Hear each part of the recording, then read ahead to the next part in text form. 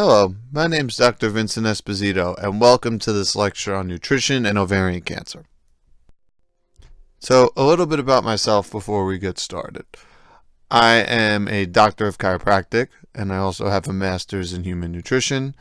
I founded Inside Out Health and Wellness, which is a health counseling company with one of its focuses being oncology, so nutrition with cancer patients. Our goal is to assess each individual as a whole and then develop an accurate diagnosis and treatment protocol that is optimized for each person. So everyone has specific plans that are created just for them. I am also the co-host of the podcast called The Art of Eating, where we talk about a multitude of different health topics and things you can do at home. You can find those on iTunes, Spotify, Apple Podcasts, really any major podcast provider. So, when we talk about nutrition and chronic illness, it's important to understand what primary care physicians think. So PCPs, these are the doctors you would generally see during your wellness visits and things of that nature.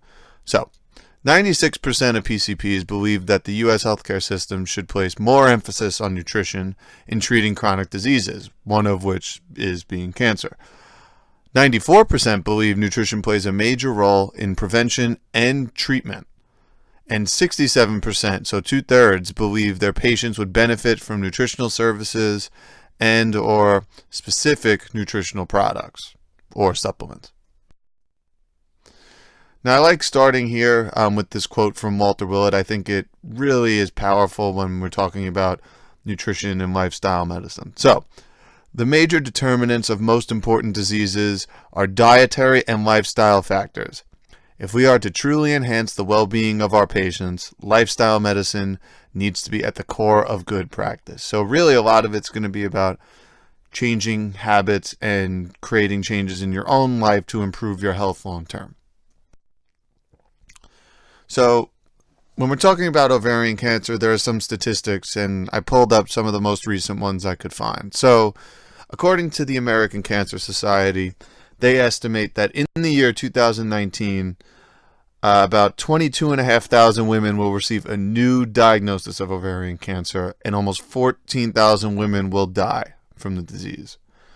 Ovarian cancer ranks 5th in cancer deaths among women and accounts for more deaths than any other cancer of the female reproductive system. A woman's risk of getting ovarian cancer during her lifetime is about 1 in 78. And her lifetime of dying from the disease is about 1 in 108. So below are listed some of the major risk factors associated with ovarian cancer, and you'll see that many of them are actually modifiable. So starting with being overweight or obese, this is a risk factor not only for ovarian cancer, but many forms of cancer. Starting a hormone therapy after menopause. So women using estrogens after menopause have an increased risk of developing ovarian cancer. The risk seems to be higher in women taking estrogen alone, so not estrogen and progesterone, for many years, and that's usually at least 5. A family history of cancer, specifically these are tied to things like ovarian cancer, breast cancer, or colon cancer, smoking or alcohol abuse, and then dietary factors, and these usually include a lack of vitamins or a lack of vegetables and fruits, and inadequate amounts of those vitamins, minerals, antioxidants, and phytonutrients. And just to highlight some of those risk factors, here are a couple studies that came out this year. So this first study found that a Western diet pattern might be associated with a higher risk of endometrial and ovarian cancer. So that's a standard American diet type of thing, and we'll go over that later on. This other study by Arthur et al. Found that their findings underscore the potential importance of a healthy lifestyle in lowering endometrial cancer risk among postmenopausal women. So the study was done on postmenopausal women, and essentially those who had better lifestyles using this healthy lifestyle index, this HLI, tend to have either smaller cancers or more well-defined cancers, which are usually easier to treat going forward. So your genes play a big role in your health, But an even bigger factor is how our genes and cells communicate with the environment around us. So let's take eating for an example. What you eat plays a role in turning on and off genes similar to a switch, and this is what's known as the epigenetics we talked about. Now, research is showing that the signals we give our body that flip these switches, either on or off, can be the difference between being healthy or not. Now let's break down epigenetics for a little bit. Epi translates to either above, beyond, or in addition to. Now, we are born with a specific set of genes, and this is known as genetics, the DNA sequence. Epigenetics, however, turns cells and genes on and off at particular times, and this changes over time. So they work together but have distinct roles, and like we looked at earlier, we could think of genetics as something that's hardwired and unchanging, and it only accounts for 25% of genetic expression, while epigenetics, on the other hand, can be influenced by lifestyle and environmental factors, and this accounts for a majority, up to 75% of genetic expression. So let's talk about allostatic load. Allostatic load refers to the process of achieving stability or homeostasis through physiological or behavioral change. So let's break that down a little bit more. What does homeostasis mean? Now, homeostasis is the ability or tendency to maintain internal stability in an organism to compensate for environmental changes. Okay, so what does this all mean? Essentially, it's what effort does the body have to go through to compensate for all the imbalances going on in an effort to reach that homeostasis, that equilibrium. Now, we're going to talk a little bit about environmental changes, but it's important to notice that every person's different, and we're going to get into this a little bit. But who we are as people is 25% dictated by genetics, things we are inherited from our parents, and things we can't change. But the other 75% is known as epigenetics that we're going to get into, and this accounts for 75% of gene expression. And epigenetics can be affected by things like nutrition and musculoskeletal activity, neurology, detoxification, gut health, sleep habits, emotional health, and then response to infections. So let's go over some of the basics to get started here. So it starts with eating real foods. We're talking whole, unprocessed foods. And you're shooting for at least half of your plate at each of your meals being made of 50% vegetables, give or take. You want to be consuming a diet made mostly of fruits, vegetables, some nuts, seeds, lean proteins, and healthy fats. You want to make sure you're drinking clean water, and when you can, try to eat fermented foods. This actually helps balance your gut flora. You want to cut out some of those inflammatory foods, those added sugars, things of that nature. And we want to be shooting to do this at least 80% of the time to start off. Obviously, if you can get closer to 100, that's great. But I know it's really hard getting started, so we start with 80%, trying to work your way up. And just as an idea, you kind of go off this graph on the right. That should give you a good idea of how to get started. Other things you should look for are foods that are high in fiber, and those are usually found in whole foods. You want to be eliminating packaged foods if you can. You want to make sure you're reading all your ingredient labels, because it's really easy to put in extra added sugars and you might not necessarily see it. So really check those labels. And a good way to just keep this all in mind is just to not eat out of a boxer bag. That'll help with portioning, but it'll also help you stay away from things that might have added sugars and sweeteners and things that could potentially feed cancer. Try to shoot to eat greens at least twice a day, and you want to be choosing organic foods if possible as often as you can. So in terms of specific changes, we're going to start with animal products, because this is, I think, one of the more misunderstood topics. So one of the changes that could make a difference is potentially reducing the amount of animal products you consume on a regular basis. On top of that, it's really important to consider the quality of the animal products, both meat and dairy. Multiple studies continue to come out that link the intake of meat and other animal products to increased risk of things like heart disease, cancers, and other chronic diseases. However, on the other hand, plant-based diets seem to have the exact opposite effect. So why would this happen? Well, let's take a look. So meat lacks the phytonutrients and antioxidants that are necessary to stave off cancer. So you need things like certain vitamins, things like vitamin C and E and selenium. These are all have antioxidant properties that help fight off cancers. Meat products contain pesticide residues and large amounts of saturated fats. Now, small amounts of saturated fats could be okay if they are coming from responsibly raised animal products. So again, another reason to look into that when you're out. Also, grilling or charring or even frying meats increases the amount of carcinogenic compounds, and these may play a role in increased cancer rates that are associated with the consumption of meat or animal products at high rates. So today, this might seem counterintuitive because there are so many fad diets out there that claim that you should be eating a high protein diet, high amount of animal products, but in reality, because that's how our ancestors ate. Now, that just doesn't hold up today. If you're going to assume that that's how our ancestors ate, that array doesn't make sense, because the meat consumed by our earliest ancestors, the fat profile was very different. So meat consumed thousands of years ago had significantly less amount of fat than the bred cattle that we have today, and it's almost more than quadrupled. And now, domesticated beef contains almost all saturated fats and no beneficial omega-3s. Now, this is in contrast to wild, pasture-raised beef that would contain as much as 4% polyunsaturated fats, which are considered healthy fats. Now, range-fed, grass-fed beef, they also contain about 10 times more conjugated linoleic acid compared to domesticated animals. And now CLA is an essential fatty acid, and it may play a role in reducing the risk of heart disease and cancer. So we talked about how quality is an issue. Other things can be an issue as well. We talked about grilling. Cured and smoked meats can also be particularly harmful because of their high amounts of nitrates. So things like ham, bacon, jerky can have high amounts of nitrates. Now, this is an issue because sodium nitrates have been linked to dramatically increased cancer rates.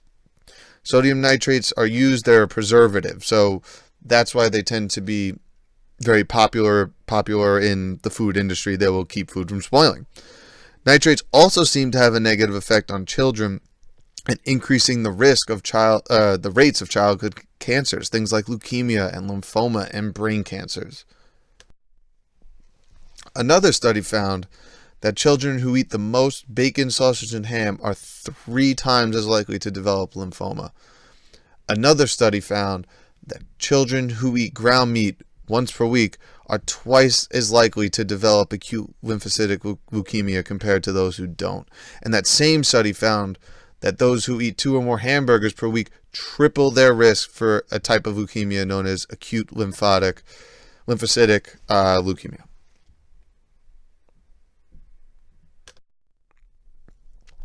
So, with all this information, it's tough because vegans are put in a precarious position. So, if plants do not contain all the necessary components they need, then how are they going to get it in a balanced diet? And the answer is to just eat a variety of foods. So, a simple example would be to use rice and beans. So, if you're eating beans, they actually lack the essential amino acid known as methionine.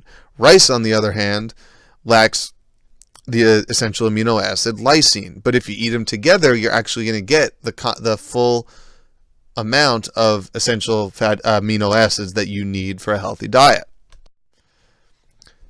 And also, vegetarians who consume eggs or dairy in small amounts, if you're not sensitive, they're not going to have as many issues as strict vegans because, again, you're going to get the full complement of amino acids.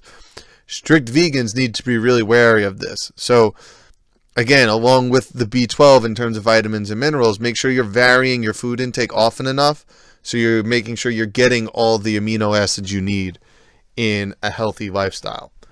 Now, a vegan with a varied diet should have no issues being meat-free in terms of protein intake. So, there are many popular forms now of vegetarian sources of protein, and if you scroll back, there are some graphs that show some, but again, soy and quinoa are really good options. Beans, seeds, nuts, lentils, legumes. These are all great sources of protein. And there are other less common ones you could find. Things like chia seeds and amaranth. These are all great sources of proteins if you're a vegetarian or a vegan. Now, soy protein is another thing we want to talk about. And I mentioned it earlier, but it's very controversial, and the type of soy you buy is of utmost importance. So in recent years, there's been a rising number of allergic reactions to those who are eating soy products. And there have also been an increasing number of cases when consuming a large amount of soy products has led to an increase in estrogen levels. So in order to combat these issues, it's important to be wary of where you're sourcing your soy products. So in the United States specifically, soy is a huge business. And because of that, they're heavily modifying, they're genetically modifying soy because it's used in so many things, whether it's foods or other products, and this changes the chemical properties of the soy. And when this happens, this leads to the detrimental effects from these excess estrogens. So the bottom line is, if you're going to consume soy products, make sure you're getting organic, pesticide-free soy and soy products, and I would avoid it if you are not getting that at all. Now, what about if you're a meat eater? So most of us obviously are not fully vegetarian. So when you're choosing animal products, it's really important to be aware of where and how your meat's being raised, and make sure you're going for organic versions of beef and pork, chicken, lamb, all kinds of animal products. You want to be looking for range-fed or grass-fed meat that's finished with organic grains or grass at the end.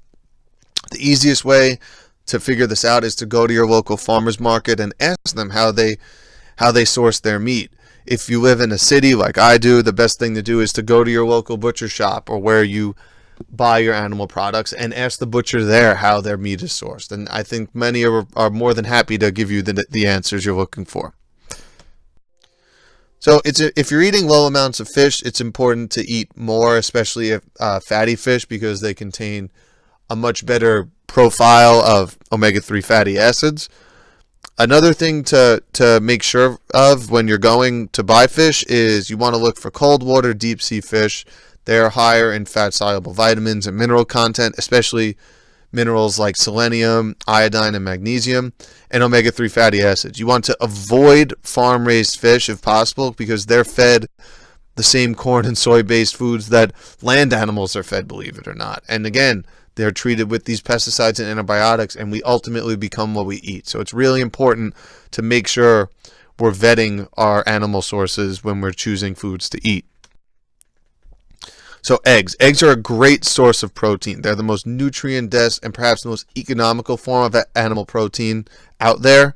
Just make sure you're getting them from, again, free-range chickens, pasture-raised chickens that are not fed these pesticides and antibiotics. Now, shellfish is interesting, and it's important to note that if you have a sensitivity or you're allergic, you should be avoiding shellfish completely.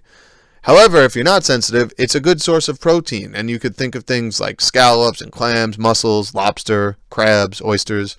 They're great because they're high in fat-soluble vitamins, especially vitamin D and other minerals. The thing with shellfish you want to make sure is that they're in season and they're fresh. Shellfish tends to spoil really quickly, so you want to buy it and eat it in a fairly short amount of time. Aside from choosing your proteins, it's important to understand that how you cook your meat plays a role as well. So research indicates that cooking meats at high temperatures or grilling meats, especially if you're using a charcoal grill, increases the amount of carcinogens. Grilling with charcoal or smoking meats increases the amounts of things like polycyclic aromatic hydrocarbons, and these have been shown to cause cancer in lab animals. If you're going to cook meat, the best way to cook it is to braise it, which consists of lightly frying it, the outside, in an open container, and then once you quickly finish that light fry, you're going to cover the container and allow the meat to simmer in water or stock until it's fully cooked. So processed meats, you want to be avoiding these things like deli meats, sausage, bacon, ham. Many of these have been treated with nitrites and nitrates and other carcinogenic preservatives. And again, you don't want to be consuming things that are treated with these carcinogenic compounds. They've been linked to increased incidence of lung, bladder, colon, esophageal, and stomach cancers. Unfortunately, traditional preserving methods, which actually increase nutrient content for bacon and sausage, have gone by the wayside. So if you can actually find traditional people who traditionally preserve things like bacon and sausage, then that would be a great way to consume your meat. So the traditional method of preserving sausage, for instance, was lactofermentation. And this consists of converting sugars into lactic acid, which is actually done by a certain bacteria known as lactobacillus. Naturally smoking and salt curing preserve bacon and other meats. However, today synthetic variations on these foods are very detrimental to your health because they contain many of these carcinogens. Now, if you're willing to take on a project, you can go on Google and YouTube and find helpful videos out there if you're looking to cure meats on your own. So now that we've looked at some of the dangers of consuming conventionally raised products, animal products, what can you do about it? Well, for one thing, if you're going to consume animal products, you should look for pasture-raised, grass-fed animal products. That should be the starting point. And it goes without saying, as we've taken a look already, you should avoid the conventionally raised animal products as often as possible.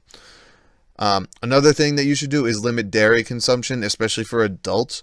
Most adults actually lose the ability once they are fully formed, so early 20s, mid-20s, lose their ability to actually digest lactose effectively. You actually only retain maybe somewhere between 10 and 15% of the enzymes that you did as a child. And that's because we don't need milk for survival anymore, the same way as infants and young children do.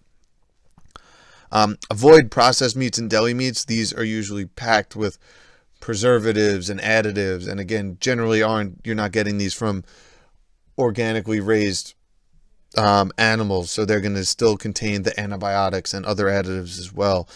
Another thing, just in terms of limiting your animal consumption altogether, it would be to explore vegetarian sources of protein. So things like beans and legumes, lentils, chickpeas, kidney beans, black beans, all these are great options. Organic tempeh and tofu, and soybeans for that matter, that's another great source of protein. Things like quinoa and nuts and seeds all contain a really high amount of protein that you might need. So I would encourage trying to replace some of your animal products with some of these vegetarian options, even if it's only a couple days a week. So moving on from animal products, we're going to shift over into carbohydrates. And this is obviously a topic of much debate. But let's talk about what a carbohydrate is first. So there are starches and sugars that consist of carbon, hydrogen, and oxygen atoms. You could find them in foods because they end with the suffix OSE, or OS. Again, they're basically sugars. They come in three main types: monosaccharides, which are one molecule; disaccharides, which are essentially two; and polysaccharides, which are long chains of sugars put together. Now, the types of carbohydrates we actually consume affect our ability to digest them. So say some of the sugars or complex carbohydrates found in beans, we can't digest them properly because we don't have the enzymes to do so.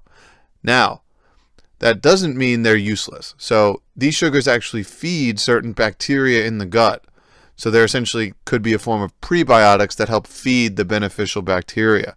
And this helps maintain a healthy gut microbiome, which is really important. And feeding our gut bacteria will benefit our health overall. Humans are able, however, to digest starch, and starches are broken down into glucose.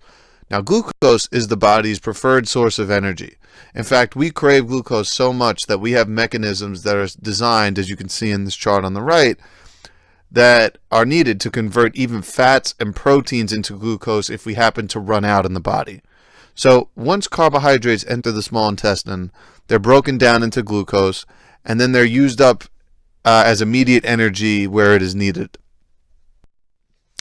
So we mentioned simple sugars earlier in this lecture, and we talked a little bit about how they're detrimental to our health. So why? So simple sugars actually wreak havoc on our ability to control our blood glucose levels. And this could, over time, lead to diabetes, increase inflammation, and even lead to atherosclerosis and other chronic diseases.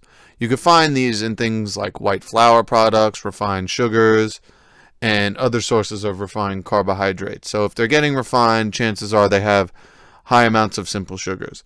So the reason they're a problem is because they are readily absorbed through the gut lining and into the bloodstream at a quick rate, and this causes a spike in blood glucose levels.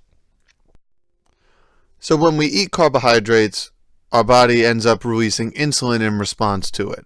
So insulin's job is to remove glucose from the bloodstream and store it either in the liver or in muscle tissue, where actually that's where most of it's left. Now the liver can store between 1,200 and 1,600 calories worth of glucose in the form of glycogen at a time. If an excess of glucose is absorbed, then it will be stored as fat in fat tissue. And excessive consumption of these refined sugars actually lead to weight gain, because when we have more than we can store, again, that leads to that excess fat storage. So what happens here is when you continue to eat simple sugars, insulin becomes less sensitive to simple carbohydrates over time. And the body needs more simple sugars to satisfy the receptors. So you're starting to see that there is this kind of downward spiral associated with consuming simple sugars and then needing more to satisfy receptors.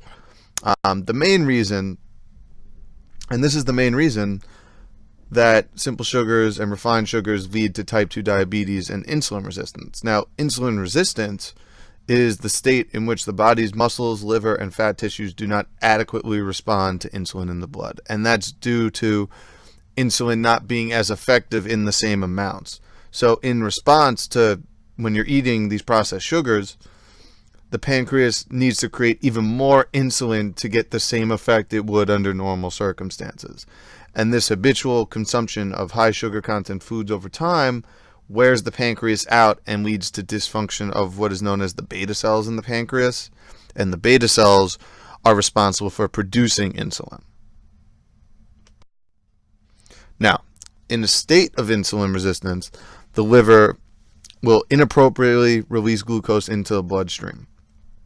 And this is what causes spikes in blood glucose following meals. So the best way to limit these spikes and control normal flow of blood sugar regulations is eliminating the highly processed and refined carbohydrates from the diet and replacing them with whole foods. Consuming more complex carbohydrates slows the breakdown process in the gut, and as a result, there's less of a rush of carbohydrates into the bloodstream in one shot. And when you have more time to break down the same amount of food, that leads to more stable blood sugar levels long term. So we talked about all the things that are bad and what could go potentially wrong with carbohydrates. But let's talk about the ones that we actually can eat. So if you're going to choose to consume carbohydrates, and you should, it's really important to consume things like vegetables, fruits, whole grains, and foods that are high in fiber. And if you're consuming the three listed above, fiber kind of comes with it.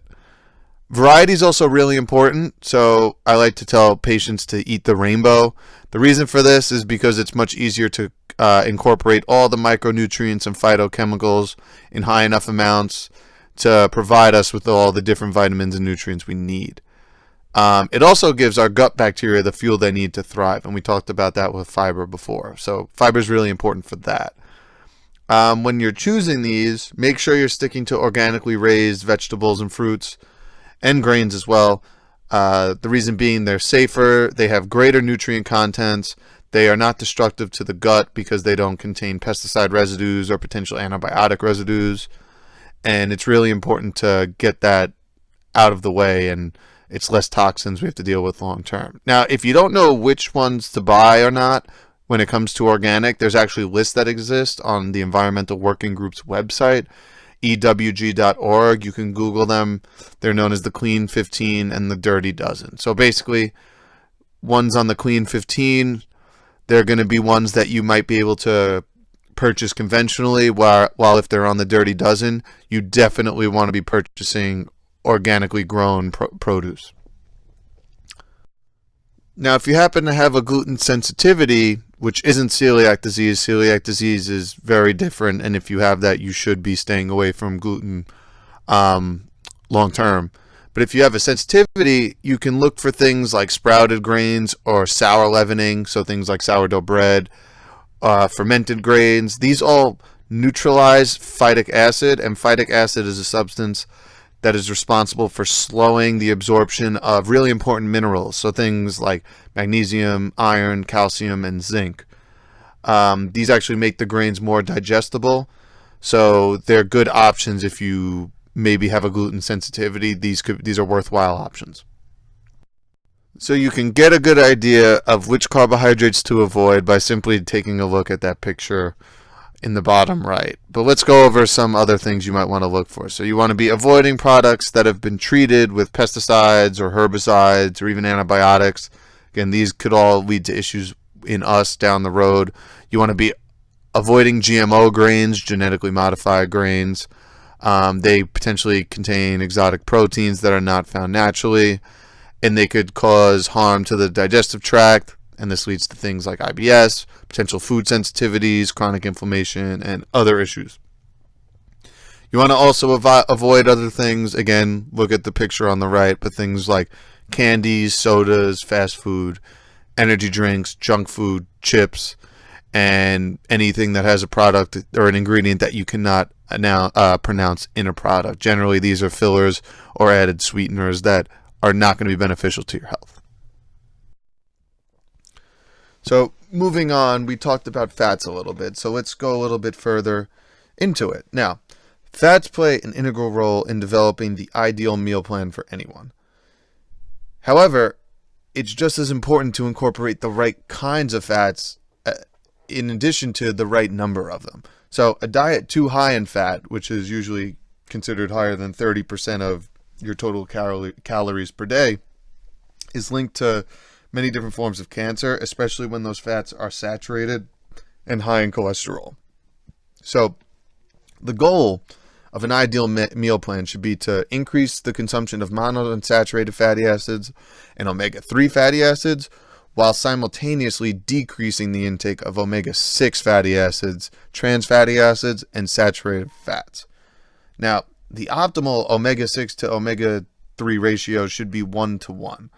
Now, unfortunately, if you're eating a standard American diet, your omega-3 to omega-6 ratio can be somewhere between 1:10, 1:20, and even higher. And these numbers just are good indicators of chronic inflammation. So the closer you get to that 1:1 ratio, the better. It's more likely that you don't have chronic inflammation and some of the symptoms and diseases that come along with it.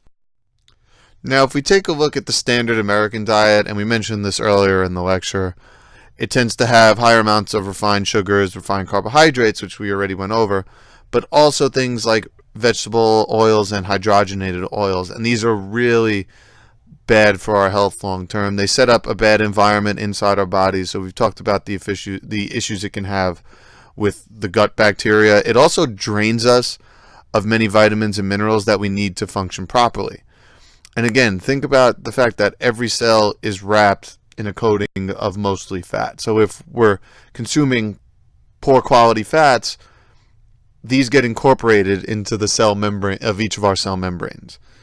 Many of the fat-soluble vitamins and minerals that are responsible for preventing free radical damage, they're depleted in these situations. And these are things like vitamin E, selenium, and antioxidants. And when we don't have these, they can perpetuate the cycle of really leaving us vulnerable to chronic diseases, including certain cancers. So, overall, the choices we make when we consume fats is really important. Fats are especially important in the development of children and infants. So proper consumption of fats in your early ages is really, really important. Interestingly, breast milk contains a very high content of fat and only about 5% protein, although these numbers begin to change as infants grow. Avoid all processed oils and hydrogenated fats because all they're going to do is deplete vitamin and mineral stores and increase the chances of you developing some of the serious diseases we talked about earlier. Instead, stick to traditional oils like cold-pressed extra virgin olive oil, coconut oil, avocado oil, and others on the forms provided. And if you're going to eat eggs, eat the whole egg. The whole egg contains good fats, and essential nutrients that aren't found in the egg whites. If you're going to be cooking high quality meats, don't be afraid to eat the fat attached to the bones occasionally. These include high levels of collagen, which is the main structural protein found in our connective tissue like skin, muscles, hair, nails, and things like that. Good quality fats are an essential part of any meal plan, and the best places to get them, we went over some of them, but things like nuts and seeds and fatty fish, the high quality oils we talked about, the olive oil, the coconut oil, avocado oil, sunflower oil. These are all great sources of fats. Fats are responsible for the integrity of every cell's membrane, the production of many hormones in the body, and many other important functions. So make sure you're investing in high quality fats as they go a long way in improving your health in the short and long term.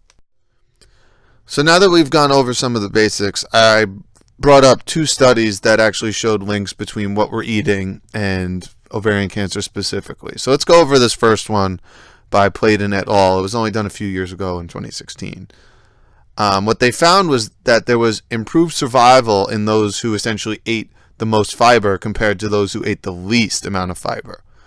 They also found better survival for women with highest compared to lowest intake of green leafy vegetables, fish, poly to mono unsaturated fat ratio, and worse survival with higher glycemic index. So what does that mean? Essentially, those who ate the most green leafy vegetables, fish, and mono unsaturated fats had better improved quality of life and chance to live compared to those who ate the lowest.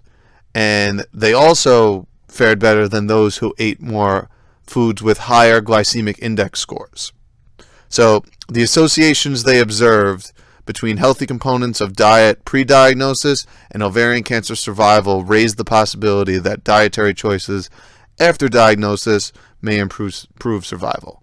So basically, if you're consuming, again, these green leafy vegetables, fish, and then healthy fats, you're going to be doing better than those who don't. Another study that came out in 2014 by Thompson et al. Found that higher quality diet was associated with lower all-cause mortality after ovarian cancer. The effect was strongest in women with waist circumference of 88 centimeters or less and with no history of diabetes. So essentially, if you did not have diabetes or had a smaller waist than 88 centimeters, you had a better chance of survival. Now, interestingly, physical activity in this group did not modify the association between diet quality and survival. So essentially what that means is there was not a correlation with physical activity per se, but the better quality diets fared better with survival than the physical activity. So they concluded their results suggested that higher pre-diagnosis diet quality may protect against mortality after ovarian cancer. So basically, if you're consuming, again, more fruits and vegetables, as we outlined in the other study, more high-quality fats and proteins, you're going to be doing better and have a better chance of survival long-term than those who do not. Thank you for tuning into this lecture. I hope you found this informative, and if you have any questions whatsoever, please reach out to me any way you can. I would be more than happy to answer any of your questions going forward. Thank you for your time.